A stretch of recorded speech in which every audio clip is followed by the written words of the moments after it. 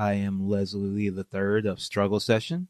I'm Briahna Joy Gray of Bad Faith Podcast. This is Trevor Beaulieu of Champagne Shark. Today we're talking about the new Amazon horror series, capital H horror series, Them. Now, if you haven't watched it, we'll probably be getting into spoilers. I would suggest, if you're thinking about watching it, if you do not own a Rob Zombie DVD, or maybe perhaps The Hills Have Eyes, this is probably not the series for you. If you're coming in thinking you're going to get a PG-13 Get Out-esque racial thriller, that's not what this show is. And I think that's why it's been so divisive. I think I'm the only one on the show who actually likes the show. But T, Bree, what did y'all think? The female protagonists' hair, makeup, and skin generally looked fabulous throughout. I will give them that. Stunning. Costuming. Beautiful. Just the sets, the kind of color treatment, visually very, very compelling stuff. Personally, I think it's one of the best looking TV shows I've ever seen. Like a lot of Hitchcock as well. I mean, but there's all sorts of horror reference. Like I said, you know, you have Wes Craven in there. You have Texas Chainsaw Massacre. You have European horror films like The Devils and all the folk horror and all this sorts of things. And it all looks very, very beautiful. I will say this. It doesn't even look like, it looks better than a lot of movies that you're asked to see in the movie theater. Certainly looks a lot better than Coming to America. Too. A lot more filmmaking went into this show than that. I think not even just the makeup, but just physically, like the actress was really beautiful and striking, and I felt like she deserved better than this role. Like I would like to see her in like an Angela Bassett-ish kind of role where she gets to be a little more regal. Like this was, I think, I don't know. Like I like things like I Spit on Your Grave and stuff like that, where people get like degraded and there's a lot of like horror and stuff, but there's like a real like comeuppance. Like on I Spit on Your Grave, if I remember correctly, like she chops off one of the rapist's penis and she is just straight up like waxing him left and right. And this one, I just felt like the revenge just did. I mean, to have like, what was it, 8-10 episodes of this level of torture porn, and then the revenge just felt like we're going to stand up with our heads held high at the end of this, and there's a little bit of a beating, but it just didn't feel like the payoff was worth sitting through all of that. I think is where it falls short from those other movies for me.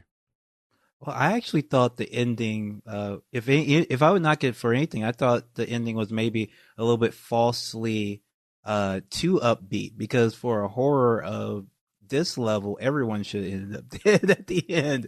I wouldn't mind if they killed everybody and then went out in a blaze of glory too. Like I agree with you. I could have dealt with the ending being less upbeat, but I felt like the upbeatness was more about keeping your dignity. You know what I mean? Which I don't know. I mean, because they had already like killed 2 people. Like both of the protagonists murdered people before the end of the show. The female protagonist, Lucky, beats was the nurse racist too? Because not every evil white person in the show is racist. That's one thing I actually liked about the show. There's different levels of races. Some races want to do violence. Some are like, no, we just want to like scare them off like legally. Well, I don't want to get in trouble. I have I don't want to go to jail and shit like that.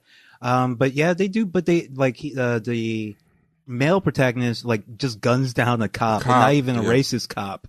But I think it's part of my problem. I'm sorry, it's the last thing I'll say. I'm sorry.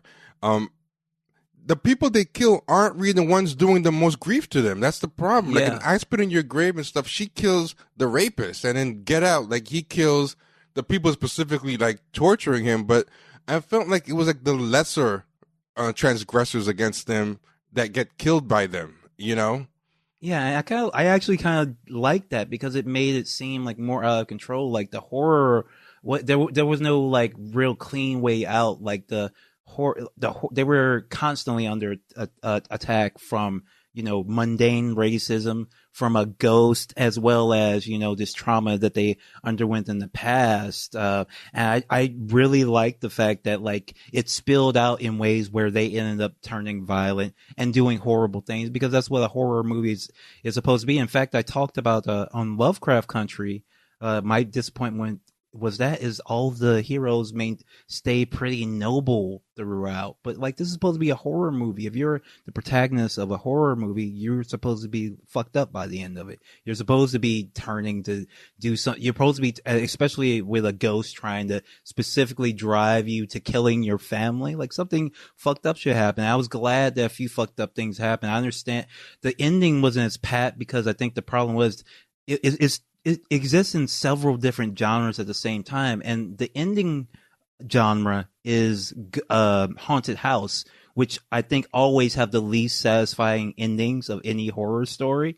Basically, they kind of stand up and tell the ghost no, and then that's it, and that's what happens in this series.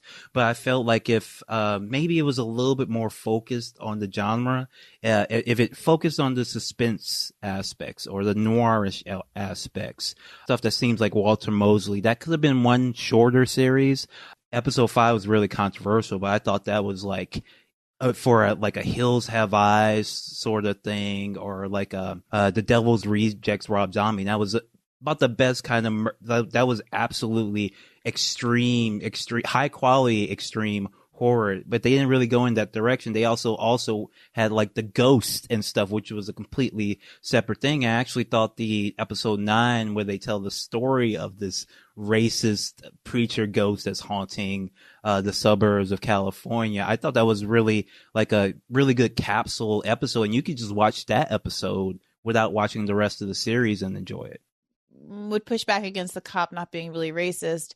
He's only cosplaying to be kind of on their side because he's in league with he's being paid. That's lady. Yeah, and ultimately, when the woman who rented them the house starts to kind of have some reservations and show some ethics, he's the one that threatens her to not out the scheme to the black people because he's in it for the money and wants to keep pushing, all of these black families into these predatory housing arrangements. So you could argue that he's the real one of the worst in terms of the systemic issues that are going on here. No, what I meant more was that like he's not a villain, but that his villainy is not just I hate black people, right? It's more complicated than that, and all of them, all of the races have a little bit more going on than that. I was actually surprised, and I wish the show was promoted more as like an ensemble horror show where you follow both the antagonist and the protagonist, which is how they promote American Horror Story. So this is part of the problem, is that you come into this and the first few episodes are structured around this family, and then at one point, this black family, and at one point you are spending a lot of time with this white woman neighbor who is evil and seems to be the only one that's motivated by pure racial hatred. Now, we could have a whole conversation about what it means to have different kinds of racial motives, because I frankly think the most common kind of racism is one that's motivated. It's mixed in with these other incentives, my housing value, my, payola, whatever it is. And that we don't talk as a society. An episode that we have on Bad Faith that's dropping the day after we record this, we talked to Heather McGee about how I think sometimes we don't do a very good job of explaining racism in a way that white people can understand, because we don't talk about the ways that it's explicitly cultivated by elites to be weaponized, for profit, to put it like really simplistically. But when I was watching and the episode would flip and follow these other characters, I did not care. I was just waiting impatiently to get back to the characters I had been taught to told about for the first few episodes. But they spent an inordinate amount of time with this woman developing backstory and plot points that never come up again and never go anywhere. And to your point, Leslie, about who ultimately gets to kill the baddie, she's set up as one of the worst villains in the show, and she's randomly killed by the milkman who abducts her and then shoots her. I love that in the field where no one even sees it happen. Yeah, it felt very unsatisfying to me. I agree with Brie. Oh, I loved it. She got exactly what she wanted. She wanted a house with a white man and no black people around. And the milkman gave it to her. And then when she had a problem with that, he gave her something else. I loved her getting shot dead in the field and no one ever finding her body. I actually they spent episodes and episodes cultivating this woman as evil, giving her a backstory so we could better understand what's motivating her evil, setting up a conflict between her and our female black protagonist. And then the whole sum and total of her purpose in the series ends up being that the fact that she's missing and the other white people in the neighborhood don't know where she is incites them to come for the black people harder. So they basically supplant all of what we got really invested in this one white woman's hatred for this family. And then they end up just using her as a spark to invest all these other white people in hating the family a lot too, instead of just building up those other characters. And so to me, it felt like this like weird transitive, like ancillary, like kind of like offshored hatred. It's like, well, they could have had her go missing at any point for any time. Why did I invest in this whole plot and narrative that could have been spent explaining more about this weird white preacher ghost? Like, we're gonna have to talk about this preacher ghost. I just disagree. I think the way they did it was like really good storytelling. It's like, yeah, you think it's gonna end up in one direction where the milkman is gonna be the one directly confronting them, but he has other plans. He kills her off, but that still doesn't solve the problem for the black family, because guess what? Now a white lady's missing, and now the men who kind of didn't want to push it so far are now willing to push it even further. I actually liked that even if you take her out of the equation entirely, she just disappears and half the people think she's run off with another man. The racism still is there and still gets worse for the black family. I was also kind of confused about exactly what these people's history or experience was with running black people out of town, because the men seem kind of feckless in their racism and they kind of need her to egg them on. And it's like, you got to do this. And like, well, we don't really want to. And they seem a little bit like hesitant, like, they just want to just glare at them really hard for a while. And then she's like, no, you got to do more. But they've shown that they've kind of ran 2 black people out of town and they're like been driven insane and something crazy happened.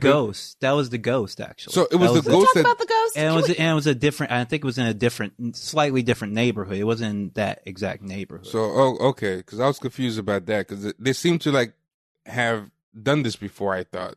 No, it was not them. Not them. Can we talk about the ghost and what we interpreted the ghost? So I don't know how much you want to set this up at all for people who might be listening who haven't seen the show, because we haven't really set it up at all. Oh, but, I mean, it's too much. I mean, I don't know how to explain. It's like 5 or 6 horror movies put together. There's a lot going on in the show. But for just the purposes of, this is how I understood. This is what I saw happening, and I want to know if this is what you saw happening. I saw they set up that a nice young black family is moving into this all white town after something bad has happened to them that isn't revealed for a few episodes. But ultimately, we discover that the wife has been brutally raped and their baby child has been brutally killed by some white people who randomly come up to their nice big country house in North Carolina out of the blue to attack them. Now, the husband is apparently an architect, which, okay. I don't know what he was doing in North Carolina, but it seemed like a really dramatic change of scenery and kind of like social context. It seemed like a kind of a farming, rural existence in North Carolina, and then suddenly he's Mr. Suit and Tie waltzing into the architecture firm as the only black person. But okay, fine. And then to the point, you made this point on your show, T, the family having experienced all this racial trauma chooses to enter into another white neighborhood and expose themselves to that again on the heels of like the worst thing that can happen to you. I mean, okay. So here we are. Now, there's some implication in the beginning that maybe there's something wrong with this house. It's been empty. They've been trying to sell it for a while. But that's never really followed up on, like, is the house going to be haunted? But we do discover eventually is that the neighborhood is on land that was occupied by settlers in the way back times. And there was a preacher who lived there who was a kind of a good guy. Thought he was speaking to God, but one day these black people come into town. He takes them and he lets them stay. The other white people in the town get really angry at this, and eventually he joins in with the other white people in the town and deciding to maim and kill the black people. And that preacher has made a deal with the devil somehow that he's a ghost now in the present, in the 1950s or whatever, and he's the one that's secretly been terrorizing this black family, because in addition to the external racism that they're getting from the neighbors, they're also having these like visions, every member of the family, that's making them especially paranoid. And it's not clear for a lot of the show what is real racism and what is their paranoid delusions, which we later discover are being caused by this ghost. And I found that ambiguity to be unsatisfying, especially because surreal things would happen and it wasn't clear to me, like, is this a ghost thing or a not ghost thing until later in the show. Like, for example, there's at one point this black woman in this racist white neighborhood runs out of her house waving a gun around in the air, and there are no consequences for her. Now later we realize, we learn that the cop on the beat, who is apparently the only cop in the neighborhood, who comes up when the gun incident happens, is actually being paid, is in cahoots with the real estate folks to basically protect, like, keep the black people in their homes, like allow the black people to stay here so that they can keep hoodwinking them into these lease agreements. Yeah, subprime mortgages. Yes. But that just seemed kind of unrealistic that a single cop could accomplish that. Like, it just seemed like logistically it didn't make sense. Yeah, he just shows up when there might be trouble. And it's not like there's not that many black people moving in. And the whole thing they say is like it's a domino effect. Once they start coming in, the white people just start leaving. He's just there to make sure that they don't kill the first black family that moves in, basically. But I guess the problem is he can't be there 24/7. Like, there's plenty of times they could have, killed him. Like, I just feel like, but they didn't really want to. Like I think people came in the series expecting it to be like Get Out, where it's like immediate, like full on murderous, racism, which you see in Lovecraft Country. And I think Watchmen too, and these other type of shows where it's or Antebellum, like all of it is immediate murderous racism. But you come in, like they are just like regular suburban white folk, and they kind of don't know what to do, and they're not ready to kill them. They're just like mad and want to drive them away without actually getting in trouble themselves. And that's why they actually listen to him when he comes over and says, "Leave him alone," or or whatever. Like it's not as intense a situation, I think, as you immediately think. I guess my problem is a lot of the stuff that did happen under his watch would have been enough, I think, to drive a lot of black families out. So I feel like he wasn't doing that great a job, because enough stuff still happened that I think a lot of families would have left. Did the ghost kill the dog?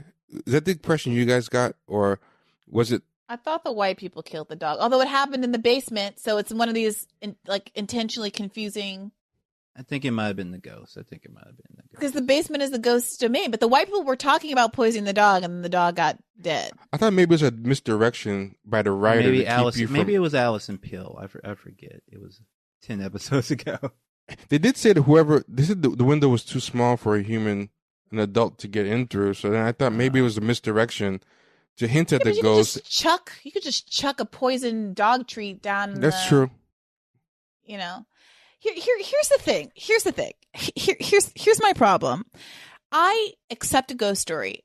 I accept a beloved kind of a plot where you don't know what's going on. You know the house is haunted, and then over the course of the novel or the somewhat regrettable movie, you discover that, oh, okay, she had it's a horrible trauma she experienced. Her child was killed, and this is the baby goat. Like, it ends up all joining up and being connected and making sense as a narrative. And it's like a manifestation of trauma. It's a little allegorical and non-literal, but even in a literal film form, it hangs together. It makes sense. The weird part of that movie was my girl Tani Newton coming out full 9 months pregnant with that weird merkin on, but that's a different conversation. In this, there were all of these potential causes for what was going on. And to me, the ghost story, if it was just a ghost story, then fine. But it was a ghost story. It was a story of racism and racists who were acting in a way that made them seem like they were possessed. Like, it wasn't just normal racism. It was like a psychotic obsession that wasn't clear whether this was also part of the ghost stuff. It is. And then there was also the fact that the man, before ever moving to California, had a mental breakdown as a consequence of fighting in the war. And the ghost seems to be preying on that. His own sense of mental instability seems to be part and parcel of this trend of his, with the motif of him not being able to eat sweet foods coming up in the context of the ghost, even though it was something that started as a consequence of his wartime trauma. So if you're going to have all of these things going on at once, for one, it has to be purposeful. Like, why do we need all of these motivations for all of the dissonance that's happening? Like, one would have sufficed. But if you're going to have all of them, I need it to pay off. I need to have a reason why. Why introduce that this man has war trauma? Okay, except for that, it makes him sympathetic to what his wife's going through. Okay, all right. But then ultimately, he is not believing his wife that she's seeing visions of the ghost, when he perfectly knows well that he's also seeing visions of this weird racist vaudeville character.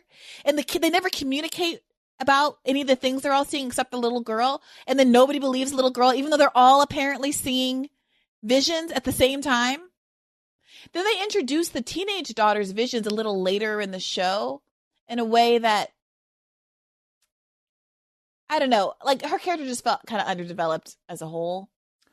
Yeah, she was a little bit her plot was a little bit underdeveloped. Even though I like some of the, I like the ending visual, where she's like covers herself in white paint in front of the bonfire. I thought that was cool, but she didn't really have like that much going on, and I kept just like thinking back to her character in like what she was in the Us. Jordan Peele Us, Yeah. and I was like, yeah, like it almost just felt like an extension, like that movie happened to her too.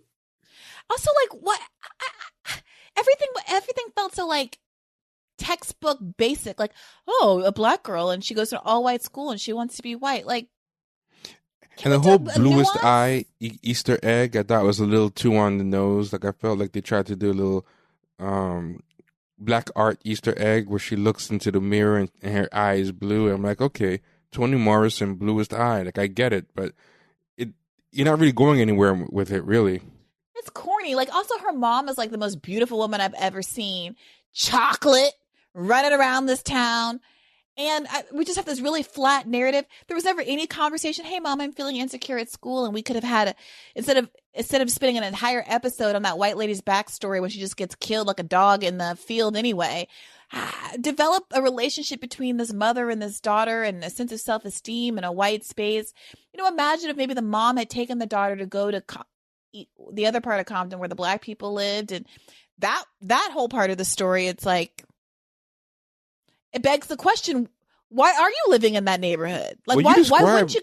Would have been a great scene. So what you described would have been a great scene if she brought her daughter over to the black side to help her, get over feeling bad around the white school. That would have been a great scene. I would have loved to see that. That's not a horror scene. That's just a regular drama scene. That's not like, you don't bring the daughter to solve the problem. She has to. But Lucky going over there was a regular drama scene anyway, when she goes over and hangs out with the people. So it would have also created an opportunity for some narrative consistency, because the daughter could have asked some questions that I, as a viewer, was watching. For example, why is it so important for you to live in this all white neighborhood? It's something the daughter could have asked, and then the mother could have answered it in a way that, I wouldn't agree with, but would make sense. Like, your father has been working so hard to feel like he belonged. He has this chip on his shoulder. Like, I just really want to give you the best. These white people can't scare us. Somebody has to be a pioneer. We have to put our foot down. Yada, yada. The kinds of rationalizations people make. But at least then there wouldn't just be this big thing hanging in the air like everything's chill over here and great. And for some reason, we got into this predatory mortgage with people who are literally trying to kill us next door after I've just been raped and my child killed by white people. I think that question would be fair if the show took place over a long time, but it's like by like day 4 they want to leave, but they can't get out of the loan, and then she ends up in the hospital. The show it feels like a long time, but the show only takes place is only like a week and a half. So I think feel like a long time. So I think it's realistic that no matter what racism you experience when you get to your brand new house, you're going to stay for more than a week. Probably, and they do try to leave in the middle, but then she gets institutionalized, so then they're kind of stuck. When the dog dies, my kids aren't going to be in that house anymore. That's all I have to say. How are we going to have a horror movie, Brie? How are we going to have a horror movie, Brie? Not with kids. The first scary thing we gone. They're poisoning small creatures up in my house, and I have my little toddling baby running around here talking about cat in the bag. I think a mistake they made is that they should not have worked in the down south Jim Crow stuff at all. Like I think what happens is once you have her get gang raped while watching her kid get bludgeoned in the bag, then it ruins the rest of the story because, like Bree said, why do you want to move into this neighborhood so bad? This thing needs more unpacking. What happened to the white people? Like that did that. Like, were they ghosts? Yeah. You just up and move. Like, and I felt like what this movie was, what this show was really about was like assimilation anxiety, and I think that's what this kind of class of black people who make this kind of art, that their big life problem is assimilation anxiety. But that's not a bad thing to write a show about. That's fine. But I feel like they feel kind of guilty, like this is not a good enough thing to do a show about, so we have to tie it into something deeper. So Great Migration, like one thing I like about the Jordan Peele thing with Get Out was I think he was just kind of honest. Hey, this is kind of what I worry about, assimilation anxiety. I'm not going to try to tie it into, a lot deeper stuff than that, but I felt like they really just want to talk about having to live around white people and deal with microaggressions and deal with occasional explosions of violence and whatever. But they felt like, oh, that's not heavy enough, let's tie it into extreme Jim Crow violence. And then it just creates this kind of mismatch that, to me, it doesn't work. It ends up undermining the current part because you're like, yeah, why are you moving into this area and dealing with this white picket fence stuff? Because here's another problem is the black part of town isn't really the hood yet. It hasn't really hit a point. Nice. Yeah, it's nice. So it's like, it's not you just hate black people? Like, why wouldn't you move there? Okay, like it's not 80s Compton. Somebody it's moved there first, yeah. But people did do this in real life. Though that's the thing. Like people did do this. They were the first family to move to skip over the nice black neighborhood and move into the all white Compton. But were they the same ones who dealt with like that type of gang rape, Jim Crow? No, it's Cory Booker's family. Cory Booker always tells that story because, about how like his parents' Jewish friend got them the lease and then they moved in and his parents were like, not white passing, but pale. And I feel like that kind of family who was always upwardly mobile, light skin, like that's who ends up in those spaces. That's who's the first mover. Oftentimes people who no one even knew was black until it was too late. It's not this family who apparently were some kind of rural, who knows what they did, but old girl was standing outside in a white cotton, like slip dress, an apron, 1 second in North Carolina. And the next second, we're like corporate executives walking into the advertising firm in the big city of LA. They seem like completely different people. between those two settings. It was disjointed. It didn't make any sense. And to your point, T, it starts to feel like they are like racism is bad enough. Like that kind of rape and violence, like that happened. And I don't want to be sitting here thinking, oh, was it an evil spirit that did it? No, it's white people who do that stuff. And all the stuff about the predatory lending and like actually playing out how that happens, I thought that was fascinating. And even though it's kind of basic, like, oh, look, I read the redlining book and now I'm going to write this into my script, I have never seen it spelled out quite that clearly and explicitly in a fiction narrative before. And it was fascinating in its own right. Yeah, there could be a whole show on that. I know that wouldn't be a horror show, Leslie, but I actually liked that aspect of it. It's the ghost stuff that I started to feel like was overkill, because it's like there's racial hatred is real, and when you start introducing this fantasy element to it, it makes it seem like it had to be a supernatural priest from 100 years ago to make white people act like this, when white people just were acting like that. I think the thing is, the show is not about race or racism. Like, it's just not. It's about horror. Like, he didn't make this show because they shouldn't have put so much race and racism in it, because that feels exploitative. But in his interviews, he claims it is. That's the problem. Well, but when he might claim it is, but when you watch this show, like, he's not obsessing about getting the racial facts right. He's obsessing about getting the shots right. And I'm sorry, it just like there's so much focus on the racial facts. It's like you're reading a sociology book from like freshman year. Yeah, it's total homework TV. I mean, I don't think it. I think actually any of the racial stuff is much more well done than anything in Watchmen, anything. And like, it felt like almost like what if Mad Men, a show of that quality, where handling like the redlining scene. That's a perfect example. That could have been seen in a high quality prestige drama about race with none of the violence or anything in it. And I think the show should be complimented for be able to do that stuff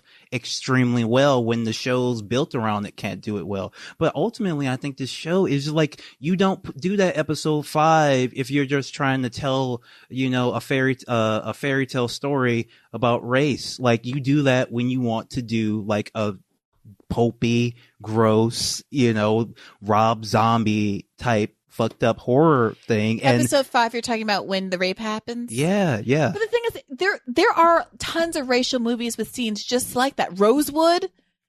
But I just think I think the way that this show is shot, and the way and the people who are directing, like Ty West, who is like very big into, is a horror director. And I just think that the way it was marketed as being similar to like these racial prestige shows did a disservice, because I think it's much closer to something like Channel Zero or American Horror Story. Like American Horror Story, it deals with social issues, but I don't think anyone would say that any of those seasons are actually about like having anything particularly strong to say about them. I think is mostly about, titillation, shock, horror. And I think that's what this show really is about, even though it does do some racial stuff. And I think it does a lot of the racial, like, fact dropping much better than these other shows. But when I'm watching but on the whole, like, it just doesn't feel all that, like,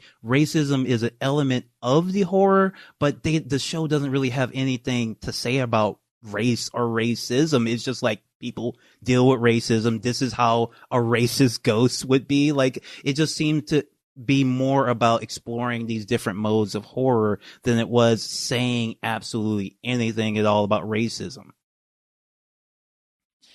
I think American Horror Story is a good example, because I think it's true that show does not get into any particulars about the substance of what's going on. I mean, sometimes the subject is like witches, so there's not a lot of particulars to get into. It's just about a coven or whatever.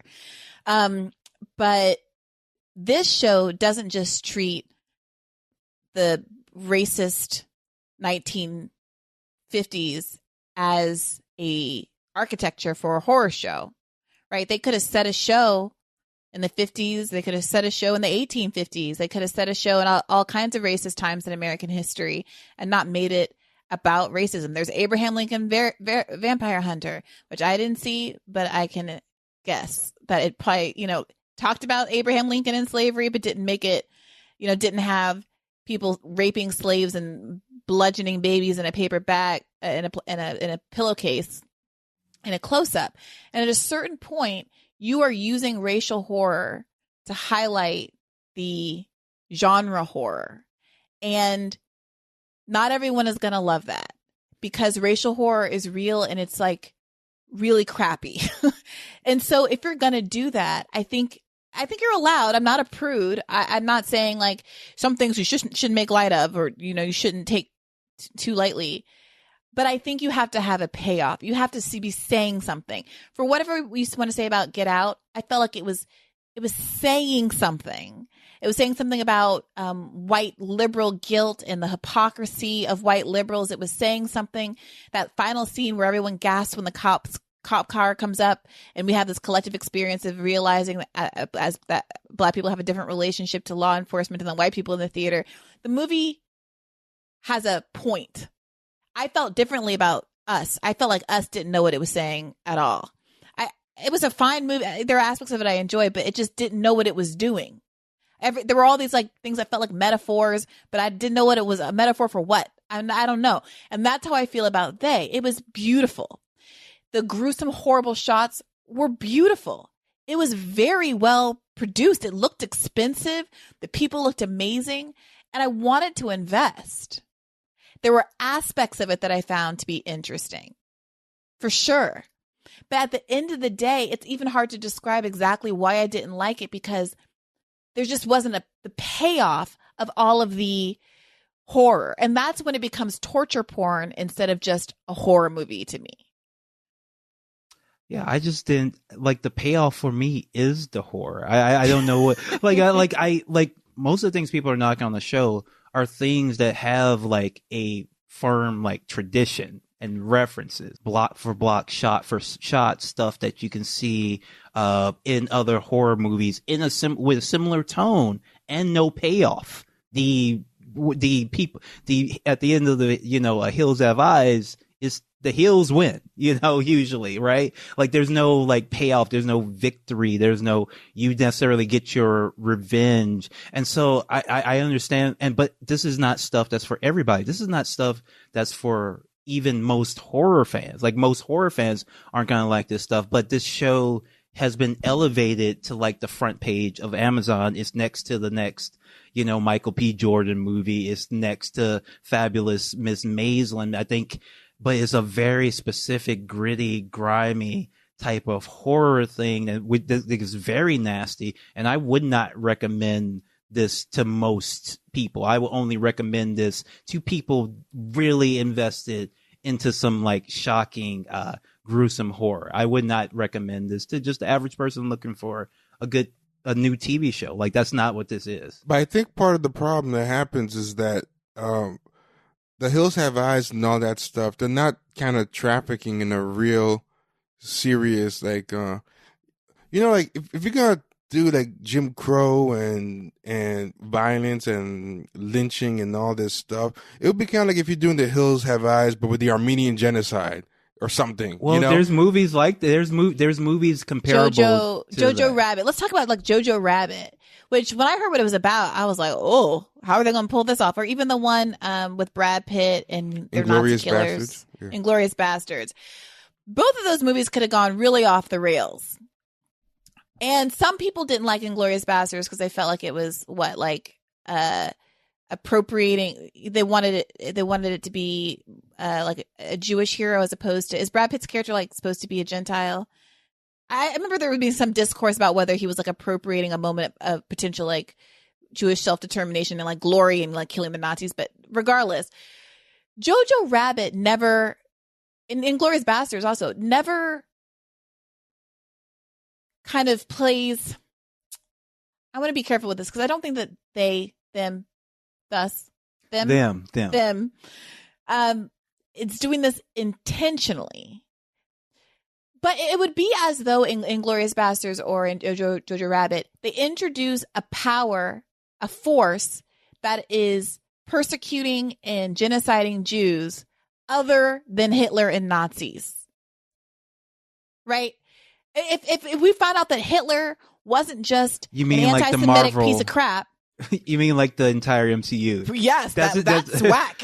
Yeah, that's. I mean, but yeah, that's. But that's a. I mean, that. But that's not so. I mean, but it's not such an unusual thing to have like a Nazi be like a zombie Nazi or a vampire Nazi. But in the Marvel movies, you're not getting up closes of what's going down in Auschwitz, right? You're not getting people being just gruesomely with their ribs poking out of their rib cage. Like, you're getting explicit racial terror in them. Sorry, Frank. Them. It's them, right? Sorry. Them. And at the same time, you're getting the antagonist. The ultimate antagonist is literally a long dead Scandinavian priest. I mean, it literally offloads even the Americanness of it. It's this like random new immigrant with an accent who is apparently responsible because of a deal with the devil for the racial torture of this family that we've just been subjugating ourselves to for 10 hours. And that's what starts to feel like it cheapens the experience of the horror.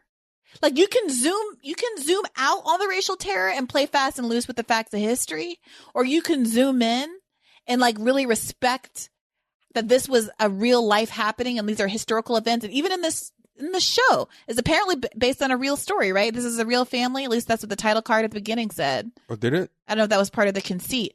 Yeah, there was like it talked about the Great Migration, the title card, but I don't remember if it mentioned the specific family. It said the name of a family was the first black family to move into this neighborhood. Oh, I think now, I don't know if that was fake. They might just been borrowing the name. They might just looked up the records. I mean, there's no reason. Yeah. If it was just a name, yeah. Yeah, but I mean, if it's a real name of a real family, obviously they can do what they want, but the implication is, I mean, something happened to that family. That family had a real experience, and it wasn't because of a Swedish devil. But I don't think the show really says that the Swedish devil like is responsible for all the racism. Because first of all, the racism, he was like the racism started with them. Like, if anything, like I'm actually surprised with this show for explicitly like condemning the racism explicit in Christianity and in the Bible, which you almost never see in anything. But like, even before you think he's possessed, like he's quoting scripture from the Bible about how black people are like foreigners can be treated as slaves and such and such. But I don't think the show really wants you to think that those people aren't racist. That's what. And Alison Pill's character, she's not haunted or anything. She's just like a pure like vile racist. And most of the people in the neighborhood, I think maybe until the very end, we're not supposed to think of them as being under any sort of influence, similar to in episode 9 with the Scandinavian folk. We're not supposed to think their racism is influenced by the ghosts until the absolute very end, when they all end up torching themselves in this religious racist fervor. But I can see that reading of it, but I really don't think the show's intention is to it. But I can see why that confusion is happening, because he says it himself. He has 3 problems for the protagonist: the internal struggle with the ghost, the external struggle with the racist neighbors, which is not supernatural. And then they have, the struggle with their past and the things that they've already dealt with and their own, psychological issues that the ghost takes advantage of, that the racists, exacerbate themselves. Like, all of them aren't necessarily connected in every way until the end. I can see why you would think, like, you would feel that way, that it was kind of offloading the racism onto the demon. But actually, and I think a lot of stuff does that, but I actually don't. I think this show was nuanced enough that it made it very clear, like, these people are racist, and also the ghost is racist, but he was a racist as a human too. I mean, it doesn't seem like the ghost even needs to be there or do it. Like, what's the point? Like, so there's a movie like Black Swan, for instance. And I would say, okay, Black Swan, and again, it's been like 15 years since I saw that movie, so grain of salt. But I seem to recall it being extremely difficult to watch in all the great way, in a really good way, because it was genuinely subtle. The horror of her internal breakdown externalized in these ways where we didn't know as a viewer what was real or what wasn't because we were seeing the distortions through her eyes. The scenes of her meticulously like picking at her cuticles until they start to bleed made you want to turn away from the screen, not because it's a baby literally being whacked against the floor and a freaking pillowcase, but because there was a sense of restraint. And I found it to be like, I remember watching that movie like through my fingers, and like nothing dramatic even happens. But I guess the thing is, like, that's a fair point, but that's a completely different type of movie. It's like there's a lot of movies where babies are getting whacked in bags against the floor, something like that. That scene did not shock me at all, because like I've seen it's so many. It's not about being shocked. It's not about being shocked. I'm not like prudish. I mean, I'm not like, I did not watch that through my fingers because it was. Yeah, it was almost cartoonish. Yeah, you know? it was. I think like kind of delivery. A lot of this extreme horror can be a little bit cartoonish, but I think like it just wasn't trying to be subtle. Is what I'm kind of saying, and like people are going to prefer that. I would imagine most people would prefer Black Swan to something, more violent or more extreme or schlockier too. And I think the show at times can be a little bit schlocky because like that bag scene is not really like convincing. I don't mind schlockiness either. I enjoyed many seasons of American Horror Story. I don't like my point is that, okay, I once dated a musical theater student who said a musical should make a good musical, when they break into song, it does something that more and better. It tells a better story or conveys a better emotion than you could have done with written dialogue. And if it doesn't elevate a scene, if you're just having to explain what happened anyway, then it's a bad musical and that was bad writing. And I think that principle kind of applies here, where all I want is for the parts that were introduced to be additive. I'm not mad at the idea of schlockiness. I'm not mad at the idea of gruesomeness. I'm not mad at the idea of horror. But at some point, in my opinion, the various elements that were introduced are competing with each other for airtime. And any one of those elements or any two of those elements were interesting and good. And the criticism isn't that I didn't like the element, is that no one of the elements was as free to thrive and be expressed fully as it might have been if half of my brain power weren't devoted to trying to figure out what the hell was going on in any given moment, what was motivating what, and why the events that were happening on the screen that a lot of time was being devoted to at certain points were actually going to matter in the long run.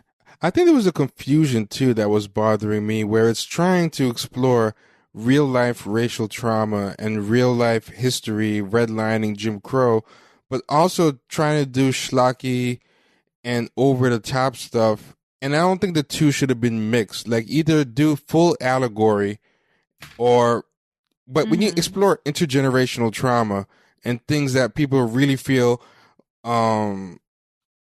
very triggered by, but then also try to make a grindhouse thing out of it, I think it's different than The Hills Have Eyes, because The Hills Have Eyes is something totally fictional. You're suddenly making people relive things that, they're worried that their ancestors went through or whatever. They live their parents. Yeah, their parents. They live in terror of, and that's kind of the problem when you kind of introduce ghosts into it and grindhouse and everything. You're kind of almost cheapening it. It's weird, because it seems like this show wants to be homework TV, wants to be profound, it wants to be a history lesson, but it also wants to be exploitation mondo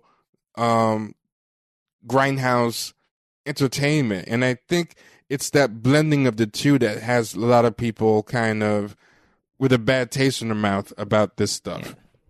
Yeah, my main thing is, like, if you want edutainment, this is not the show for you, and you should watch it. And anything you see in it, I would say that's a bonus. But the real, like, I just think the core of the show and the thing they're most interested in, and this had like several different, horror directors who aren't known for their films about racial justice. It's more about like vampire women and stuff like that. So I think that like that element is the horror element is just so strong, and that's what really won me over to it. Now, I do agree with you 100%, Bria. I said this, like, it has 3 lanes of horror that it could go in, and it, like the ghost one absolutely could have been left out, actually. Even though I liked a lot of it, I think the show may have been stronger if they had left it out, or if it was shorter show. Like, or this could have been 3 different shows, right? It could have been about multiple different families going through different kinds of things. Or if it was only the ghost.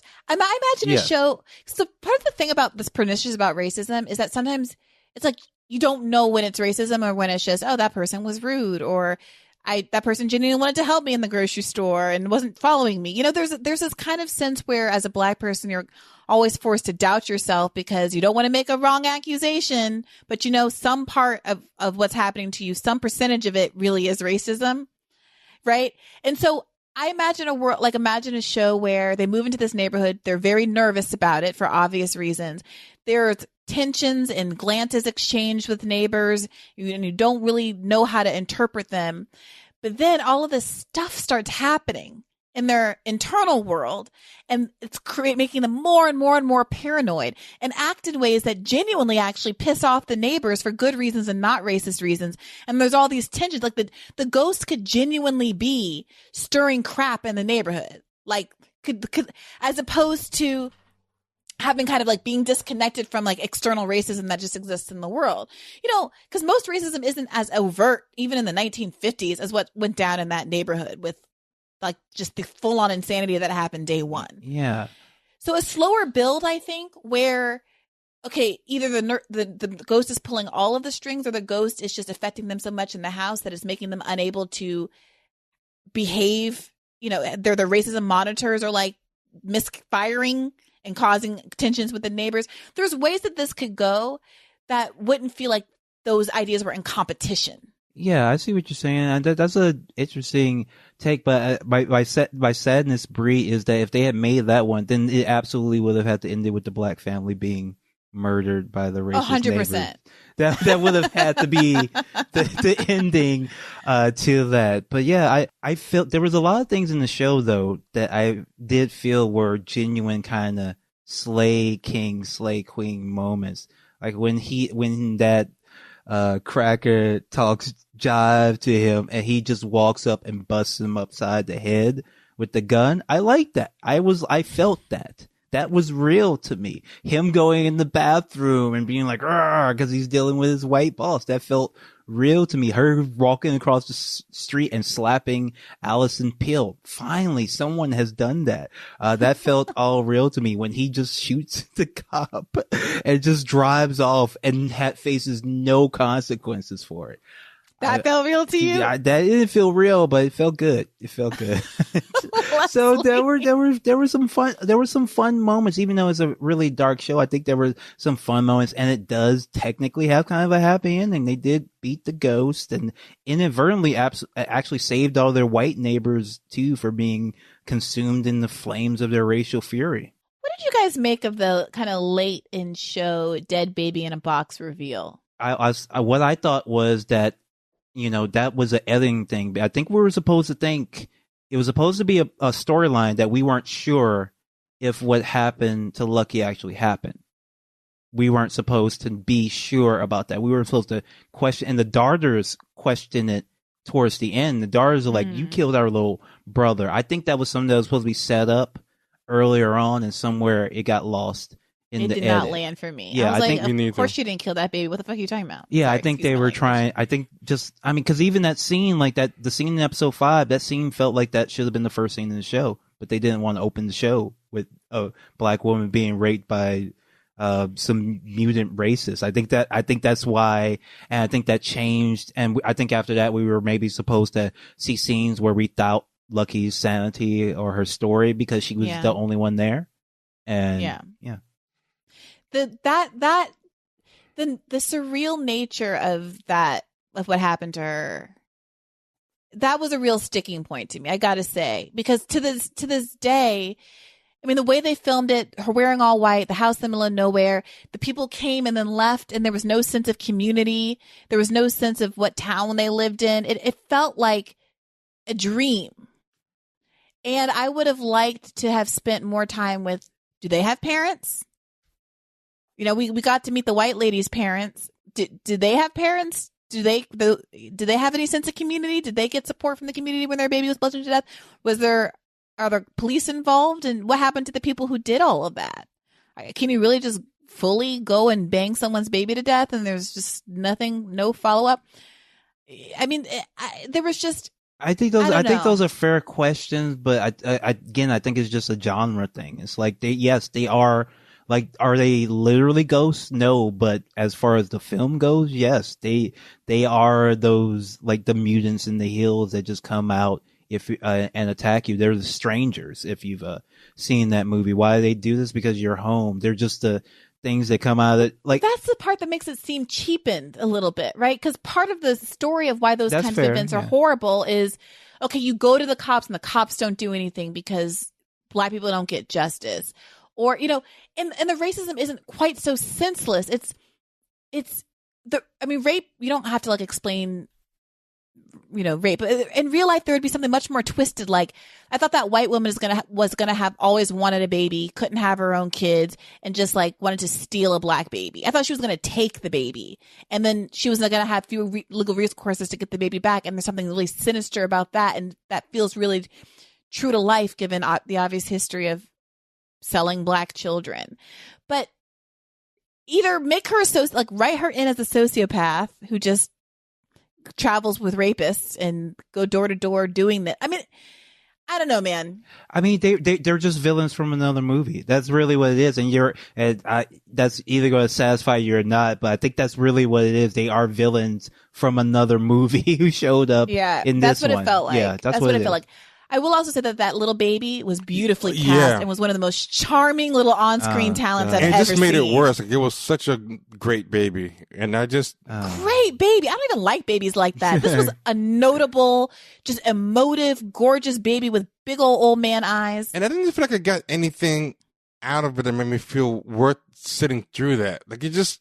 Like, you know, I didn't get invested in the baby and sit through all that nonsense to really get anything out of it. It just was like, okay, this is all right. Now what? I think, you know, when you look at these films, like, the thing you're supposed to get out of it, and people were critical of episode 9 too, the ending of that, because that's just really violent, really bleak, but also kind of shocky and slocky and cartoonish too, with the when they put their eyes out and the makeup is kind of it's kind of puffy and just kind of over the top with it. I think you're supposed to get that, you're supposed to feel that revulsion and that horror and that absolute sense of dread. And in most of these types of stories, you don't get any resolution. I actually don't think it's similar to I Spit on Your Grave, because I Spit on Your Grave, she does get revenge directly. It wasn't similar. You're right. But yeah, and it's more closer to like the home invasion movies where they just come, kill you, and then they leave, and then that's it. But then the story goes on. So I think he's trying to mix all these different dissonant types of horror together too, and I think that's a legitimate problem to have with the show. And even sometimes he's like not even in horror, like the stuff with the redlining, that's like Mad Men, and then the stuff with like the paying off the cop to do it, that's just like a crime thriller. That's just like an Easy Rollins Devil in the Blue Dress. Like it could have been that type of show as well. So I do think there's a bit too much in it. It's a bit too long, but I do have to say, like, every single individual part is so well done for a guy who this is his first major project and a bunch of different directors, but the consistency of the visual style is just so strong, and like all the way they are able to mostly, I think, successfully mix the different genres. It's just very impressive to me. I wish this was maybe 2 half seasons of 2 different stories that kind of split up some of these elements, or maybe you just have more characters going through different things that aren't necessarily all related and make it kind of a bigger show in some ways. I will say, even outside of the trauma porn, like say the trauma porn problems weren't there, I didn't really find it that good as far as a plot pacing. Like, I didn't think there would need to be like 10 hours of this. It was just, I felt like it was just very padded. It was just full of just microaggressions to pad out 8 hours. Like, after like 8 hours, we're like, okay, I get it. They're gonna walk into a white person somewhere who's gonna say something slick. Like I get it. I don't need to see 8 hours of the grocer saying something slick, and then the mailman saying something slick. I get it. This could have been a 2-hour movie. It could have been a 2-hour movie. It might have been a quite good 2-hour movie. Yeah, it could have been a tight good 2-hour movie, but it could have been 2-hour movie. I didn't really just think it was really well paced or worth the 10 hours that it wanted out of me. I think there was a good 2-hour movie in there somewhere that was just kind of bloated beyond recognition. I even think episode 9 could have been its own like 2-hour movie. That's just like Midsummer with black people in it, basically. Yeah, but they also could have kind of cut. Like I gotta say, I'm still not sure what happened in that. Confession, I started zoning out. I was just having to bulldoze to the end of the series by the end. But as I recall, the preacher, there was a nice preacher who was at odds with the rest of the town because he thought he had a direct relationship with God. But he was a nice guy, and he had taken in this orphan, and he had just experienced a personal tragedy because his family had all died. Then here come these 2 black people wheeling into town, and everyone wants the black people to go away, and they want nothing to do with them. But the nice white preacher says, no, Jesus says we got to, be nice to strangers and whatnot. Then at some point, I glanced up from my Twitter scrolling, and the nice white preacher had completely flipped and was suddenly talking about how we got to pluck the eyes out and burn these Negroes up in this church. And the mob was on and popping. Well, he was being haunted. That child he took in was actually not a child. It was a demon. And so from the beginning of the episode, he is being haunted and driven mad by this child. And so it ends up encouraging and working up the child into a frenzy. He starts getting into a frenzy because of the sort of untenable situation. So he does flip on him, which I think was very interesting because he's the protagonist of that episode. He's the main character, not the black couple. And I thought it was just as like a capsule. It was quite interesting. Like if this was an episode of like a any other horror anthology, I don't know, The Outer Limits or I don't know, Tales from the Crypt, I think this would be a creep show. This would be a really strong entry because as you say, he starts off as kind of this good man, but unbeknownst to the audience, he's already sold his soul to the devil in that first scene where we think he's actually praying to God. He's actually praying to Satan, and then from there's that turn, and it just absolutely ends up horribly for the family. But we get the small satisfaction that all the white people die and he dies, but he continues on as like a revenant or a ghost of some sort. Why do you think the devil was against black people? That's something I didn't even understand. Like, why is the devil... Yeah, that's one thing that isn't explained. I don't know if it's necessarily the devil. It's maybe a demon, demonic force, entity of some sort, but ultimately his motivations ultimately go unexplained, which I think the show did a pretty good job of explaining the motivations of many characters, ones you wouldn't expect, even little racists. You get to know why they feel this way, why they're acting out in this way, but they never really explain where this original evil comes from. And I think that was a kind of a deliberate choice, but it also is maybe but it does require, as T said, as you notice, the original evil is also a racist too. Like it specifically wants that racism out of you when it haunts people for some reason. I don't know why. It's just that, and then that's part of the cheapening, right? Like, because there's other stuff going on. Yeah, but but I don't think any explanation would have been kind of satisfactory for No, I don't want an explanation. I want it to be on the record that I wish there were no ghosts in this movie. I don't want an explanation of the ghost motivation. I think the ghost is dumb and we shouldn't have a ghost. Because okay, so there's an implication that one of the white woman's husbands is gay, and that's part of her tension in her issue is that she isn't feeling desire, whatever. So there's an anti-gay demon that's gonna be season 2, or is it just black people are the thing that there was a lot of bigotry happening in the neighborhood in the 50s, but somehow it's just the blackness has its own special black devil. Is there a gay devil? Is there like a misogynist devil? A demon for everything. And there's an intersectional demon. It just hates everything. It just hates. It hates specifically black queer women who are poor. It's just the intersectional demon. That'd be a good one. You know, or I know this may be getting deeper, but that demon, there seems to be a tie to the land. Specifically, is haunting that area. Is that supposed to be the spirit of America? And that's why it's specifically a racist demon. See, you thought Lil Marvin didn't have it together, but he's working on multiple levels, perhaps. Maybe I'm still thinking about the intersectional demon. Like, he doesn't hate black people. He doesn't hate women. He doesn't hate gay people. But when they come together in one body, he just activates. Like, I hate it.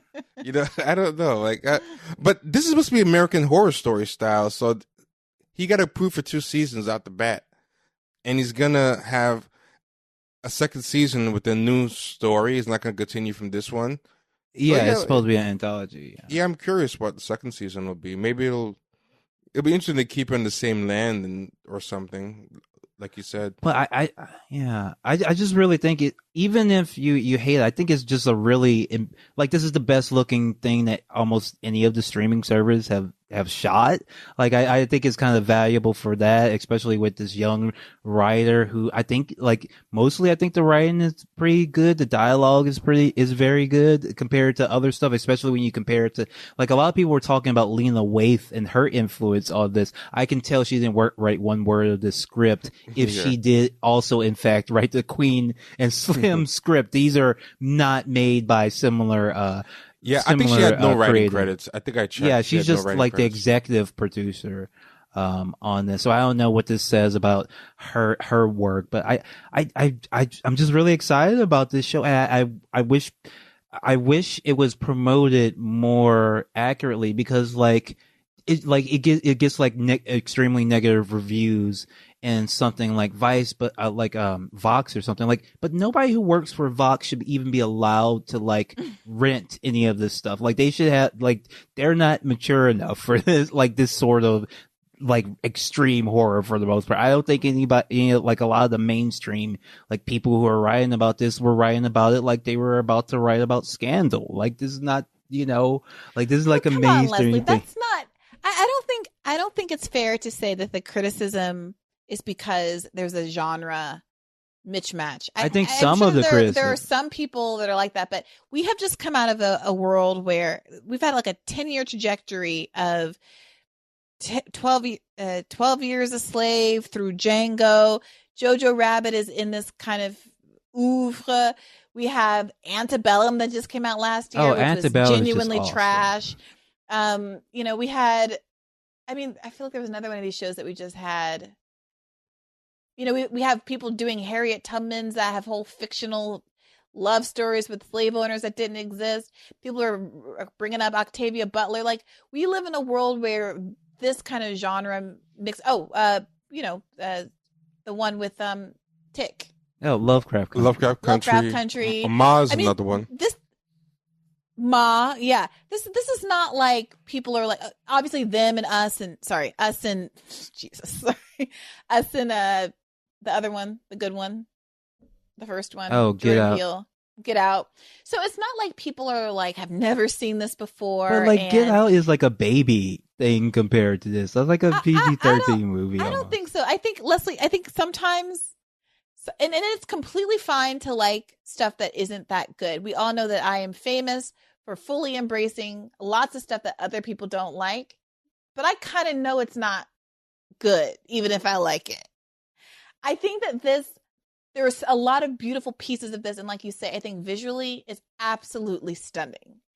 But sometimes it just doesn't hang together. And I think that you could probably go in and edit the crap out of this and film a couple extra scenes and make something that was extraordinary. I think there's a lot of good material here, but I think it's narratively. You say that the dialogue was good. It wasn't bad, but I don't really remember much of it. I mean, I love Oh, I fashion. remember it. Oh, Yeah. I remember every time he called somebody a Ofe. Okay. I thought the husband's arc in particular, like who was very weak and who was he, and was he kind of like a protector who could like get things done and throw things down, and I was in the army and I had a little bit of a weak a mental health crisis, but I'm here and I'm here to protect my family, or is he a little bit of a punk who just keeps kind of taking it at work?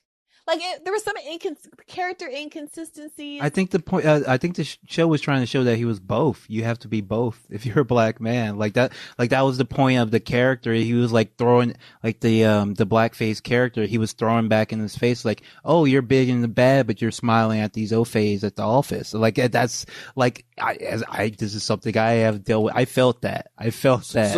So what did it mean when the blackface character they wipe the paint off them and he's a white man? Because that just rendered it utterly incoherent to me. That was a little bit confusing me. I was hoping that he was going to wipe his face and it'd be like a blank, like void or something like that. I don't know why it was just a white guy, because he wasn't even played by a white guy. He was played by a black guy. It was just really incoherent to me what it was trying to say.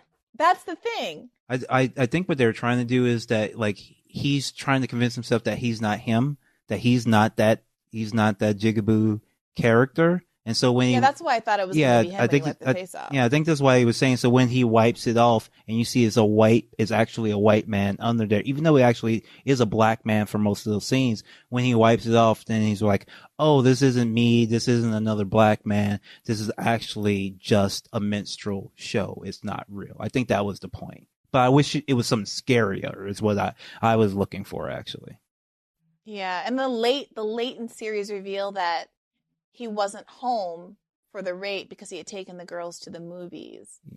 I mean, I think there were some interesting ways you could have played with his kind of guilt around not being home, but I didn't even know why he wasn't home until like episode 10. Yeah, I think that's a lot of that was like shifted from the first episode to later. Like that was you're absolutely right. That was another plot thread that felt like it was supposed to be injected quite a bit earlier on, just like the possibility that Lucky might have actually killed the baby. Like there should have been more of that ambiguity there. I think the reason it wasn't injected earlier on was because it was trying to do the mystery box theater stuff, where you just introduce things non-linearly just to give the show the illusion of depth. Like that was just something lost in Watchmen, and anything Lindelof or Abrams do a lot. Every show has two timelines now. It drives me two timelines, insane. a flashback that reveals stuff that there's no reason why it couldn't be revealed in linear fashion. Like there's no reason why you couldn't reveal where he was earlier, except that's just mystery box storytelling now, and I really can't stand it. Like non-linear for no reason at all. Like there's times, like there's a comic book called Sleeper that reveals things non-linearly, and every non-linear reveal accentuates a narrative where it wouldn't be as good as if you revealed it linearly. But most mystery box shows, I think, just make things non-linear just to keep the audience guessing as to what am I even watching. And a key piece to understand what you even was watching is revealed later. And I always say like a difference between a mystery and a mystery box show is like a mystery, you're finding out things along with the protagonist. But a mystery box show is something that the protagonist knows things, but they're withheld from the audience for no good reason. But it kind of hurts the show because it keeps you from connecting to the protagonist because you're missing a key part of what the protagonist knows. And you're wondering, why is the protagonist acting that way? What is this protagonist's problem? And then 2/3 of the way into the series, you realize, oh, he went to the movies or he did this. And it's like, okay. Yeah. So I'm starting to connect now, but there's only two episodes left.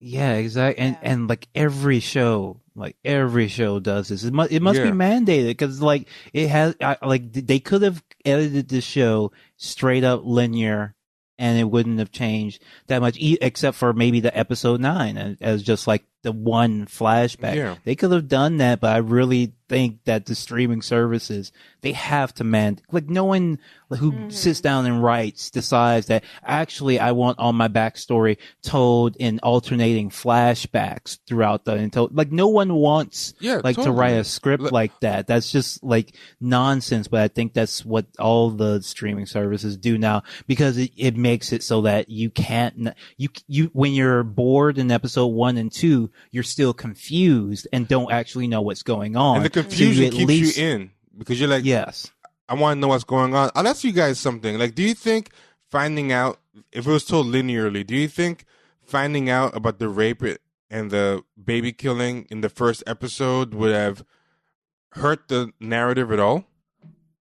I don't think it would have hurt the narrative, but I think it would have hurt. I think people would have been extremely turned off by it. Yeah, maybe. Yeah, but couldn't they have told us? Couldn't they have just heavily hinted that something bad had happened that prompted the move, without literally showing the scene of the bludgeoning until later? That's true as well. You mean showing the scene, but showing it later, but just being more no, hinting like at just it. Telling us something terrible happened. Maybe you can even tell us we lost a child and not tell us how. Maybe we thought it was a miscarriage. Maybe like whatever, but lay the foundation for it so we understand why she's sad, why they're moving, why, some of the emotional motivation, the emotional underpinnings of the first episodes. And then you would still get a payoff of showing this gruesome event down the line.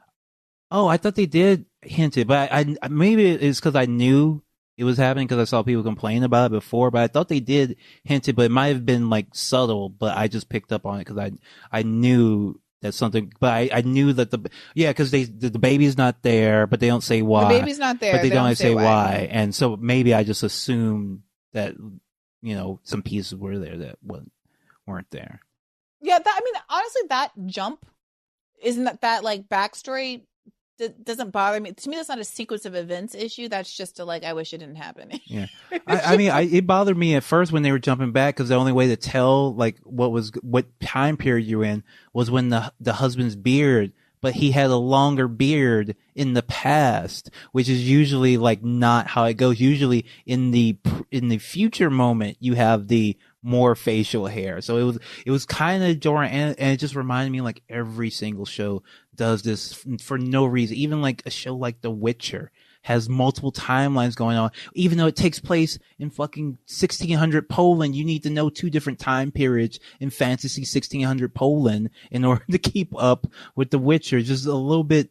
I wished this storytelling style would just completely die out, but as long as we're watching streaming stuff, I think it's going to keep going. I think all those awards that Watchmen just won is going to give a whole bunch of fresh gas into the tank for that style. Like, there's a lot of, because one thing about a lot of these new writers who are trying to get into TV, they really cynically study what works and what doesn't work. Like, I was on the social media app Clubhouse, and there were a bunch of them in a room trying to compare notes about what's won awards recently and what's been greenlit recently, and there was a guy taking notes, and they're giving shows like, about what's worked. And I was like, wow, this guy's going to totally reverse engineer a show.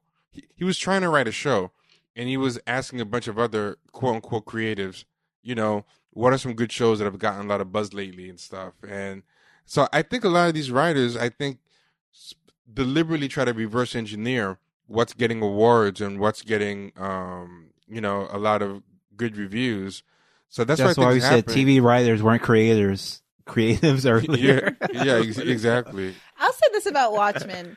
I was ground zero for why is this so confusing. Like, I did not enjoy the ambiguity of the first half the season. I was like, I'm not trying to read 15 books and 80 years of comics and watch a movie to understand what's going on in a TV show that I'm only watching to keep up with the zeitgeist, because I love Old Girl from Always commercials.